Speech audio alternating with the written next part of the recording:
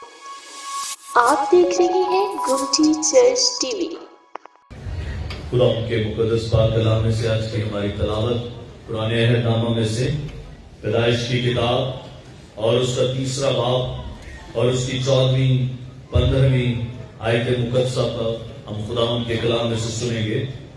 مقدس پاک کلام میں سے آج کی ہماری تلاوت قرآن عہد نامہ میں سے بائبل مقدس کی پہلی کتاب پیدائش کی کتاب اور اس کا 3 باب اور اس کی 14ویں اور 15ویں آیت مقدسہ میں یوں لکھا ہوا ہے، اور خدا نے سانپ سے کہا، اس لیے کہ تو نے یہ کیا، تو سب چوپایوں اور دشتی جانوروں میں ملعون ٹھہرا، تو اپنے پیٹ کے بل چلے گا اور اپنی عمر بھر خاک چاٹے گا، اور میں تیرے اور عورت کے درمیان اور تیری نسل اور عورت کی نسل کے درمیان عداوت ڈالوں گا، وہ تیرے سر کو کچلے گا اور تو اس کی ایڑی پر کاٹے گا۔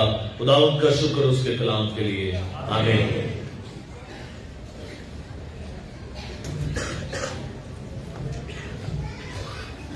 اب سب کو آمد کا تہوار مبارک ہو، ایڈوانس سیزن مبارک ہو۔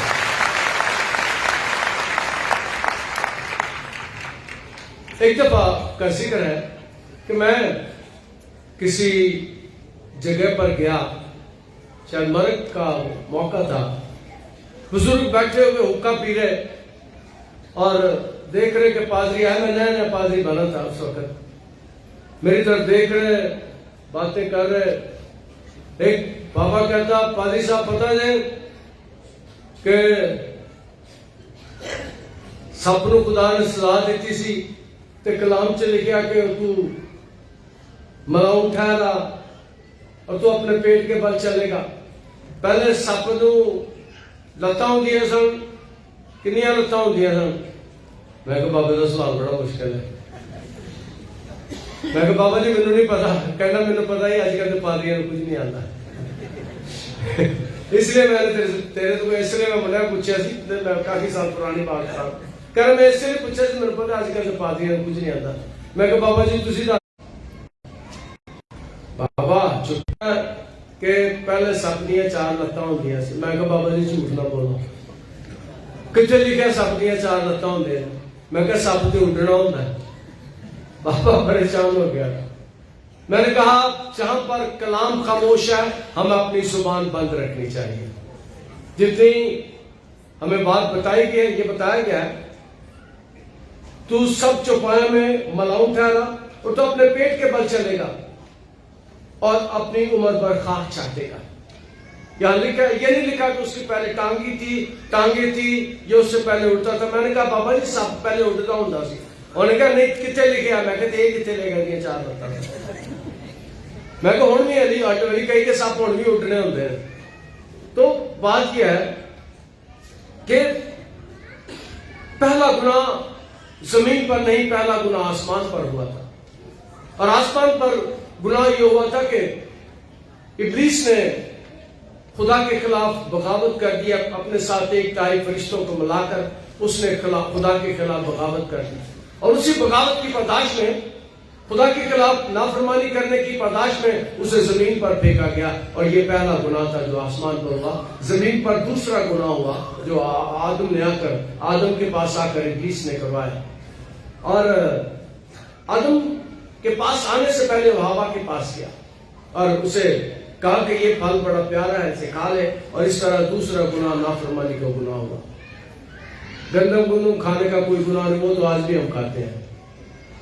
اور کلام مقدس میں جو تلاوت ہم نے سنی ہے، اور خدا نے سانپ کو کہا، اس لیے کہ تو نے یہ سب کیا، تو سب چوپایوں اور دشتی جانوروں میں ملعون ٹھہرا۔ اگر ہم اس کے پہلے حوالے کو دیکھیں، پہلے کو پڑھیں، تو ہمیں پتہ چلتا ہے کہ سانپ بڑا چلاک جانور تھا۔ اور آج کے کلام میں سے پہلی بات آپ کو بتانا چاہتا ہوں، شیطان ابلیس اپنے لیے شیطان لوگوں کو استعمال کرتا ہے، چلاک لوگوں کو استعمال کرتا ہے، ماڑے لوگوں کو نہیں آتا۔ माड़े तो जाके अपने होते हैं, उनको पकड़ता है जो लोगों को धोखा दे सके, लोगों के साथ फ्रॉड कर सके, लोगों के साथ झूठ बोल सके। क्योंकि कलाम में लिखा है कि इब्लीस झूठा नहीं बल्कि झूठों का बाप है। इसका मतलब है जितने झूठे भी हैं उनका बाप इब्लीस है। और अपनी इसी कामयाबी पर जो उसने खुदा के खिलाफ कामयाबी की, फिर उसने जमीन पर आकर इंसान के खिलाफ काम किया और उसे भी खुदा की हजूरी से बाग अदन से निकलवा दिया। और ये उसकी दूसरी कामयाबी। पहली कामयाबी आसमान पर उसने खुदा के खिलाफ गुनाह करके हासिल की। दूसरी कामयाबी उसने बाग अदन में आकर आदम और हवा को खुदा की हजूरी से निकलवाकर कामयाबी हासिल की। और बाग अदन में ऐसा माहौल था, खुदा ठंडे औकात में अपने लोगों के साथ बात किया करता था। खुदा की बातचीत होती थी इंसानों के साथ। खुदा उनसे पूछता था, वो खुदा को बताते थे। इसका मतलब है खुदा का ताल्लुक उनके साथ बड़ा करीबी था। खुदा उनके साथ बातें करता था। और इसी दो कामयाबी पर अतराता हुआ वो यीशु के पास आता है। यीशु के पास जब आता है तो यीशु को भी वो आजमाने की कोशिश करता है, लेकिन यीशु उसको शिकस्त दे देता है। इससे पहले दो कामयाबी हासिल किए हुए खुदाम यीशु के पास आता है और खुदाम यीशु मसीह उसे शिकस्त दे देता है। और ये इब्लीस की पहली नाकामी और यीशु की पहली फतह थी। जब 30 साल का यीशु हुआ, वो गया बियाबान में और बियाबान में जाकर उसने इब्लीस को शिकस्त दी। मुकद्दस मत्ती की इंजील के 4 बाब में लिखा, इब्लीस उसके पास से चला गया। इब्लीस को कामयाबी हुई। और जब ये गुनाह हुआ तो खुदा की और इंसान की दूरी हो गई। खुदा और इंसान के खिलाफ दूरी हो गई। और जब ये गुनाह हुआ तो उसके बाद खुदा ने एक फैसला किया, और मैं तेरे और औरत की नस्ल और तेरी नस्ल और औरत की नस्ल के दरमियान अदावत डालूंगा। वो तेरे सर को कुचलेगा और तू उसकी एड़ी पर काटेगा। तू उसके सर को कुचलेगा। और यीशु ने ये जो तलावत हमने सुनी है, ये कलाम मुकद्दस में यीशु के जमीन पर आने की पहली पेशगोई है। और वो औरत की नस्ल से होगा। और दुनिया के सारे मज़हब इस बात को मानते हैं कि मेरा यीशु बगैर बाप के मुकद्दस मरियम से पैदा हुआ। सारे मज़हब इस बात को मानते हैं, सारे लोग इस बात को मानते हैं कि वो इब्ने खुदा है, वो मुकद्दस मरियम से पैदा हुआ, बगैर मिलाप के पैदा हुआ। सारे इस बात को मानते हैं। और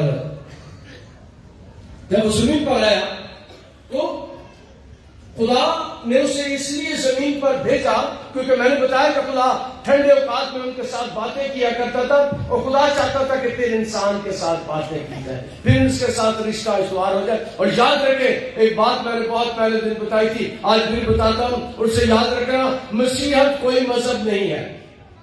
फिर दोहराता हूं, Christianity is not a religion. मसीहत कोई मजहब नहीं है।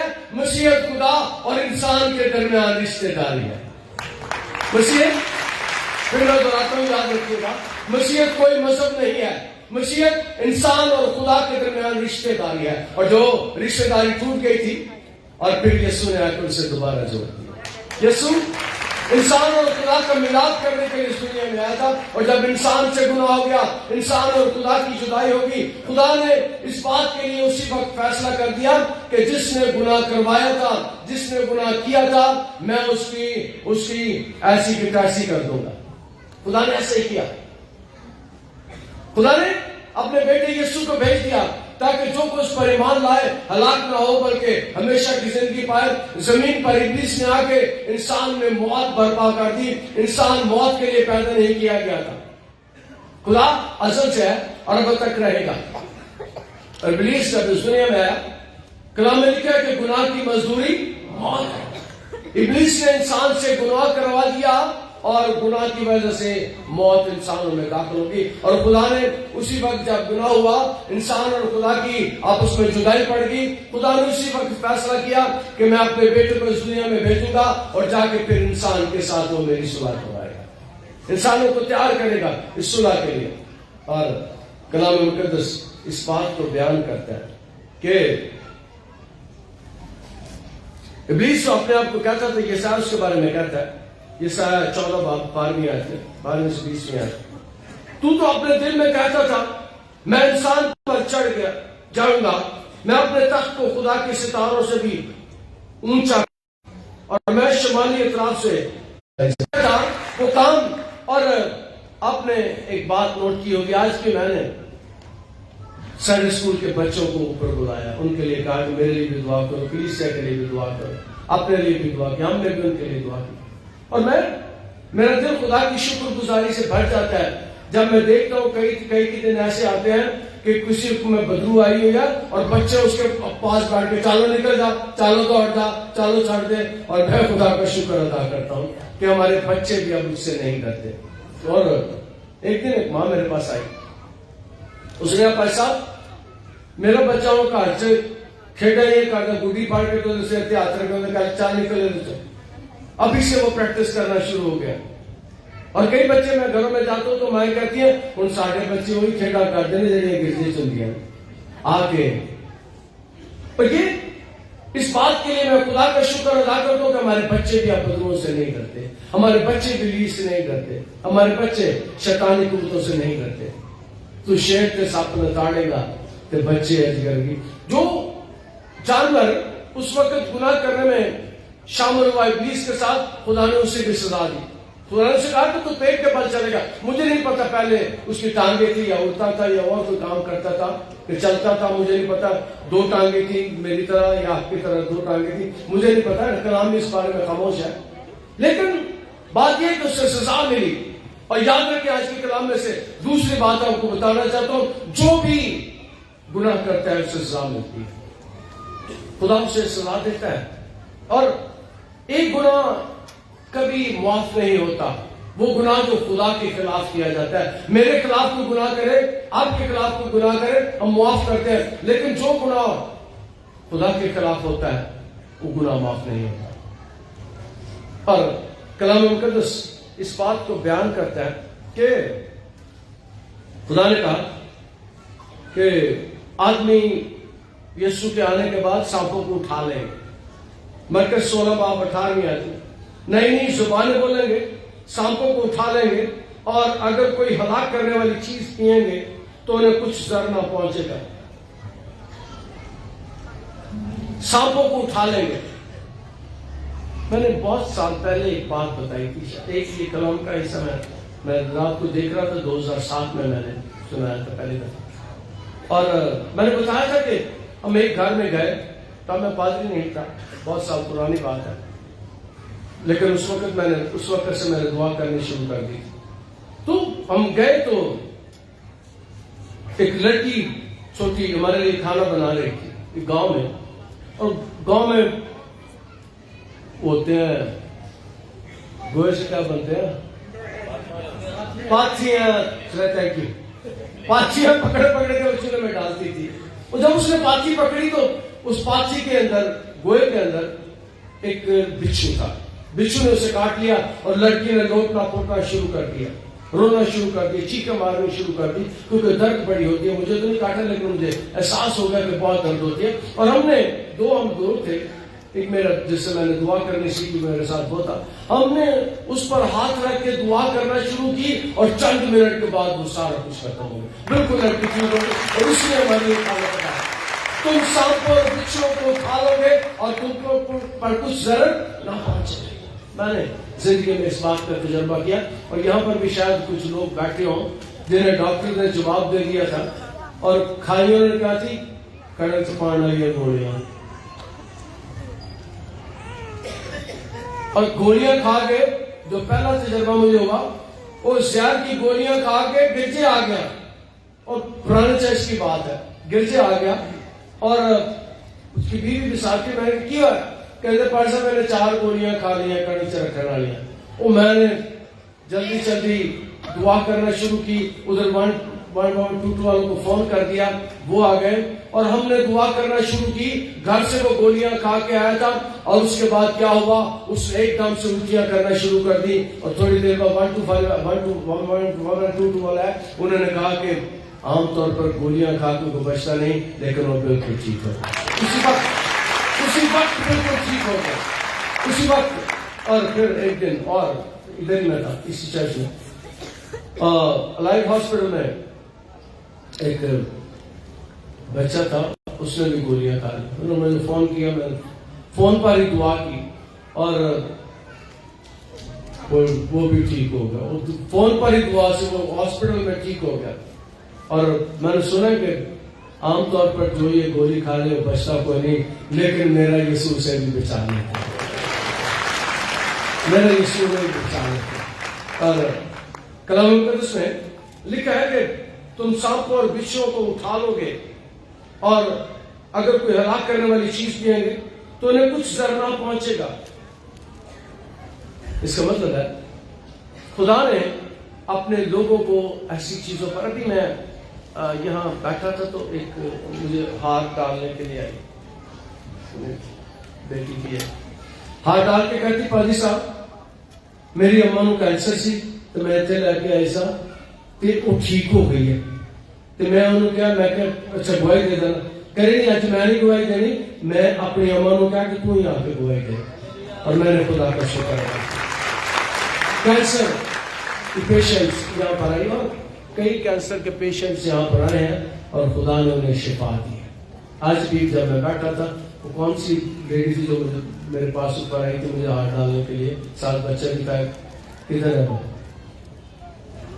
وہ مجھے کہہ رہی تھی بھائی صاحب میری ماں لا علاج بیماری کا علاج ہے اور خدا نے صدور کر دیا. اس کا مطلب ہے خدا نے ہمیں ان ساری چیزوں پر اختیار دیا ہے, ان ساری قوتوں پر اختیار دیا.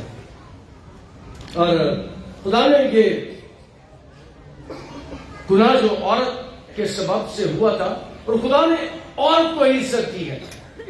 کلام کے اس حصے میں خدا نے کہا کہ میں تیری اور عورت کی نسل کے درمیان عداوت ڈالوں گا. خدا نے عورت کو یہ عزت دی ہے کہ اس کی نسل سے خدا یسوع مسیح جو اس دنیا میں ہے اس نے ابلیس کو شکست دی. خدا کی طرف سے عورت کو یہ اعزاز دیا گیا اور عورت کو ہی ابلیس نے آزمایا تھا. اور دوسرا یہ ہے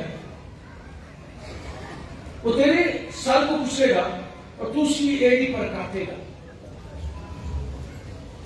جب ایڑی پر کاٹا جائے, مجھے یاد ہے کہ میری ٹانگ نے کام چھوڑ دیا. جب میرے سر کا آپریشن ہوا میری ٹانگ نے اور اس بازو نے کام چھوڑ دیا تھا. میں لکھ نہیں سکتا تھا, میں بول نہیں سکتا تھا, میری زبان بھی بند ہو گئی, میری میموری بھی ختم ہو گئی, میں بالکل لاچار ہو گیا اور میری ٹانگ پھر سے کام کرنا شروع ہو گئی.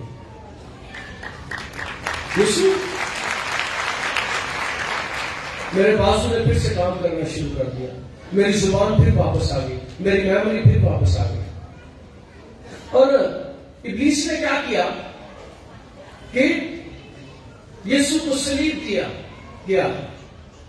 یسوع کو صلیب دینے سے پہلے اس کے بدن پر ایک کام 40 کوڑے مارے گئے, اس کو ستایا گیا, تنگ کیا گیا. اور یسوع نے کیا کیا, یسوع اس کے بعد بھی زندہ ہو گیا, تیسرے دن مردوں میں سے زندہ ہو گیا. اور یسوع نے جو کام کیا وہ یہ تھا کہ ابلیس کو پہلے موت پر اختیار حاصل تھا. مجھے یاد ہے میں ایوب نبی کے گھر میں گیا اور وہاں پر جا کر میں نے اس بات کو یاد کیا کہ خدا نے جب ابلیس کو یہ کہا تھا کہ جا کے ایوب کو آزما لے, دیکھ لے اسے, تو اسے کہا تھا کہ اسے مارنا نہ. اس کا مطلب ہے ابلیس کے پاس اس وقت مارنے کا بھی اختیار تھا, موت کا بھی اختیار تھا. اور رومیوں کے خط 16 باب کی 20 آیت میں, اور خدا جو اطمینان کا چشمہ ہے شیطان کو تیرے پاؤں سے کچلوا دے گا. ابلیس نے یسوع نے ابلیس کے سر کو کچل دیا, اور جب سر کو کچل دیا جائے تو سر میں 5 سینسز ہیں, زبان, کان، ناک اور آنکھ، ساری سینسز، زبان سے چکھتے ہیں، منہ سے بولتے ہیں، کان سے سنتے ہیں، یہ ساری سینسز سر میں ہے. اور یسوع نے کیا کیا؟ اس کے سر کو کچل دیا. اس کا مطلب ہے یسوع نے ابلیس کی ساری سینسز کو ختم کر دیا. وہ پہلے جس کے پاس موت کا اختیار تھا، یسوع نے اس اختیار کو واپس لے لیا، اسے چھین لیا. پہلے وہ مار سکتا تھا اور اس نے انسان سے گناہ کروا کر اسے مار دیا. عبرانیوں 2:4 میں لکھا ہے، اور اس کو جسے موت پر قدرت حاصل تھی یسوع نے چھین لی. عبرانیوں کی رات میں اس بات کا ذکر ہے کہ جسے موت پر فتح حاصل تھی اسے چھین لیا گیا. اور اس کی ایڑی پر جو کاٹا گیا، میں نے ایک دن بتایا تھا، یسوع کے بدن پر ایک کم 40 کوڑے لگے تھے. 40 کوڑوں کی سزا دی جاتی تھی، لیکن یسوع کے بدن پر ایک کم 40 کی سزا دیتے تھے، لیکن ہمیشہ ایک کام مارتے تھے تاکہ دوبارہ وہ سزا دی جا سکے. تو یسوع کے بدن پر ایک کم 40 کوڑے لگے تھے اور دنیا سے ایک کم 40 لا علاج بیماریوں کا علاج ہو گیا. اس کے بدن پر بچھایا گیا تھا، اس کے مار کرنے سے ہم نے شفا پائی ہے. پہلی جو لا علاج بیماری تھی وہ موت تھی. موت کا کوئی علاج نہیں. اور میں نے بہت دن پہلے ایک دفعہ کہا تھا، آپ کو پتا ہے دنیا میں سب سے بڑی بیماری کون سی ہے؟ یاد ہے کسی کو؟ دنیا میں سب سے بڑی بیماری گناہ کی بیماری ہے. باقی ساری بیماریوں کا علاج ہوتا ہے، لیکن گناہ کی بیماری کا کوئی علاج نہیں ہے. اگر گناہ کی بیماری کو علاج کوئی کر سکتا ہے تو صرف میرا یسوع ہے. اس کا ایمان لے آنے کی وجہ سے ہمارے گناہ معاف ہو جاتے ہیں، ہمیں پاک اور صاف کر دیتا ہے. اور گناہ میں اس لیے کہتا ہوں سب سے بڑی بیماری گناہ ہے، کیونکہ گناہ کی مزدوری موت ہے. باقی ساری بیماریوں سے دوائیاں کھا کے بچ جاتے ہیں، لیکن گناہ کر لے تو جتنی مرضی دوائیاں کھا لے کوئی نہیں بچتا. یسوع جو علاج لے کر آیا تھا، علاج یہ تھا کہ ہمیں یسوع پر ایمان لے آنے کی وجہ سے ہمیشہ کی زندگی حاصل ہوتی ہے، لائف ایور لاسٹنگ، کبھی نہ ختم ہونے والی زندگی. یسوع ہمیں وہ دیتا ہے، اصلاح علاج، بیماری کا علاج کرتا ہے. کیونکہ یہ سارا 53 باب کی 5 میں لکھا کہ اس کے مار کھانے سے ہم نے شفا پائی. اور اب ہمیں کہا گیا ہے کہ خدا کے سب ہتھیار باندھو. افسیوں 6:11 خدا کے سب ہتھیار باندھو تاکہ تم ابلیس کے منصوبوں کے مقابلے میں قائم رہ سکو. شرارت ان کی روحانی فوجوں سے جو آسمانی مقاموں پر ہے، ان سے بچاؤ کے لیے خدا کے سب ہتھیار باندھو. ہمیں کہا گیا ہے کہ خدا کے ہتھیار کیا ہے؟ ہم کہتے ہیں خدا ہمارا ہراون اور چنگاول ہے. ہراون کا مطلب ہے آگے چلنے والا، آگے سے ہم پر کوئی حملہ نہیں کر سکتا. چنگاول کا مطلب ہے پیچھے چلنے والا، ہم پر کوئی حملہ نہیں کر سکتا. اور اوپر سے وہ اپنا ہاتھ ہمارے اوپر رکھتا ہے، نہ آگے سے نہ پیچھے سے نہ اوپر سے پار ہمارے اوپر حملہ کر سکتا ہے. خدا اگر حملہ ہو بھی جائے تو ہمیں بچا لیتا ہے. میں نے اس بات کا تجربہ اپنی زندگی میں 3 بار کیا. جب ڈاکٹرز مجھے علاج کر دیتے ہیں، لوگ مجھے سمجھتے ہونے میں کوئی نہیں بچنا، باہر مر جانا، میرا خدا پھر مجھے اٹھا کے کھڑا کر دیتا ہے. میرا خدا پھر مجھے اٹھا کر کھڑا کر دیتا ہے. خدا ہمارا ہراون اور چنگاول. خدا کے سب ہتھیار باندھو. اور میں بات کہوں کہ خدا کے سب ہتھیار جو ہمارے آگے پیچھے سے ہمیں گھیرتے ہیں، ہمارے ساتھ ہیں. آپ نے دیکھا ہوگا فوجی لباس پہنتے ہیں.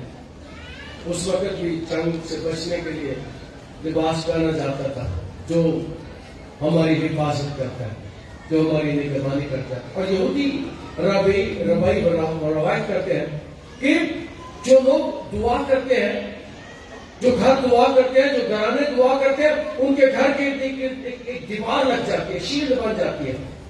اور وہ شیلڈ خدا بناتا ہے اور اس دیوار میں کوئی داخل نہیں ہو سکتا. وہ کلے کی دیواروں سے مضبوط دیوار ہوتی ہے.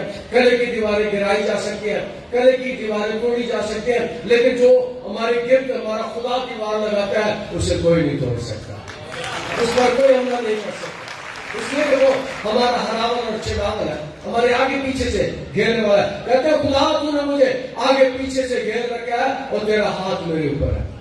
خدا کا ہاتھ ہمارے اوپر ہوتا ہے. تو یہ ہم سیکھتے ہیں کہ پہلی پیش گوئی جو ہم نے کلام مقدس میں سیکھی ہے وہ خدا نے عورت کو اور میں تیری اور عورت کی نسل کے درمیان عداوت ڈالوں گا. اور ہماری عداوت جو ڈالی گئی ہے, یسوع کی جو عداوت ڈالی گئی تھی وہ ابلیس کے خلاف. ہمیں ابلیس کا مقابلہ کرنا ہے, لیکن ہم اس کا مقابلہ نہیں کر سکتے اگر یسوع ہمارے ساتھ نہ ہو. اگر یسوع ہمارے ساتھ ہے ہم ابلیس کا مقابلہ کر سکتے ہیں. اگر خدا ہماری مدد کرتا ہے تو ہم ابلیس کا مقابلہ کر سکتے ہیں. ہم کلام مقدس میں سے اس بات کو سیکھتے ہیں کہ خدا یسوع مسیح کے وسیلے سے ہمارے ساتھ ہے, ہماری مدد کرتا ہے, ہمیں مشکلوں, مصیبتوں, دکھوں اور پریشانیوں سے رہائی دیتا ہے. خدا انداز کے کلام کے وسیلے سے ہمیں کرتا ہے. آپ دیکھ رہے ہیں گمٹی چرچ ٹی وی.